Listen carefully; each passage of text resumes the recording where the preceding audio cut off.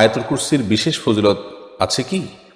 আয়াতুল কুরসির অনেক ফজিলত আছে, শুধু বিশেষ ফজিলত আছে এই প্রশ্ন না, বরং অনেকগুলো ফজিলত আছে। এর মধ্যে থেকে একটি ফজিলত হলো যে এটি কোরআন কারীমের সবচেয়ে শ্রেষ্ঠ আয়াত। বিভিন্ন হাদিস এটি প্রমাণিত হয়েছে। উবাই ইবনে কাব রাদিয়াল্লাহু তাআলা নবী করিম সাল্লাল্লাহু আলাইহি ওয়াসাল্লাম প্রশ্ন করেছেন, তুমি কি জানো আয়াতুল কুরসির কোরআন কারীমের সবচেয়ে শ্রেষ্ঠ আয়াত কোনটি? তিনি বলেন, না, আল্লাহ এবং আল্লাহ রাসূল ভালো জানেন। তখন নবী করিম সাল্লাল্লাহু আলাইহি ওয়াসাল্লাম বলেছেন আয়াতুল কুরসি। দ্বিতীয়ত, আয়াতুল কুরসিতে আল্লাহ তাআলার গুণবাচক নাম এবং সিফাতগুলো, মৌলিক সবগুলো এখানে চলে এসছে, যার কারণে অন্য আয়াত থেকে স্বতন্ত্র, এর মর্যাদা অনেক বেশি। তৃতীয়ত, এই আয়াতুল কুরসি এটি শয়তান থেকে আমাদেরকে রক্ষা করে, শয়তান থেকে, দুষ্ট জিন থেকে রক্ষা করে। বিশেষ করে সকাল সন্ধ্যা কেউ যদি আয়াতুল কুরসি পড়ে, তাহলে সারাদিনের জন্য, সকালে পড়লে সারাদিনের জন্য, সন্ধ্যা পড়লে সারা রাতের জন্য আল্লাহ তার শয়তান থেকে তাকে হেফাজত রাখেন। তাছাড়া এর আরেকটা ফজিলত হলো যে চোরের যে চুরি, এগুলো থেকে আল্লাহ তাআলা হেফাজত রাখেন। বুখারীতে একটি বর্ণনা রয়েছে আবু হুরায়রা রাদিয়াল্লাহু তাআলা থেকে, যে রাতের বেলায় কোনো ঘরে, কোনো বাসায়, কোনো জায়গায় যেখানে চুরির আশঙ্কা করা হচ্ছে, সেখানে এই আয়াতুল কুরসি পাঠ করা হলে আল্লাহ রাব্বুল আলামিন সেখানে বিশেষ করে শয়তানের থেকে হেফাজত করেন, সেই সাথে চোরের চুরি থেকেও হেফাজতের কথা অনেক উলামা কেরাম বলেছেন হাদিসের আলোকে।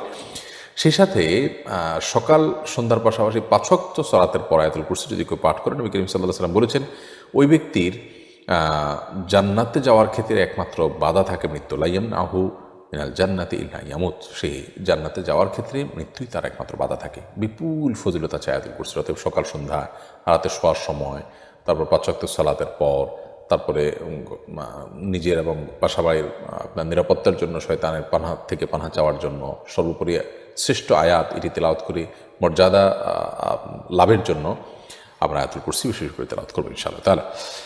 এমডি সুরিদ আইডি থেকে আপনি ইউটিউব চ্যানেলে আপনার প্রশ্ন করেছেন, আমাদের এলাকায় মানুষ মারা যাওয়ার কিছুদিন পর পর মসজিদে মিষ্টি বিতরণ করে দোয়া চাওয়া হয়, এটা কতটুকু যৌক্তিক? এই মিষ্টি খাওয়া যাবে কিনা? মানুষ মারা যাওয়ার পর অন্য মুসলমানদের কাছে দোয়া চাওয়া যেতে পারে, এবং এই দোয়া চাওয়াতে দোষের কিছু নেই।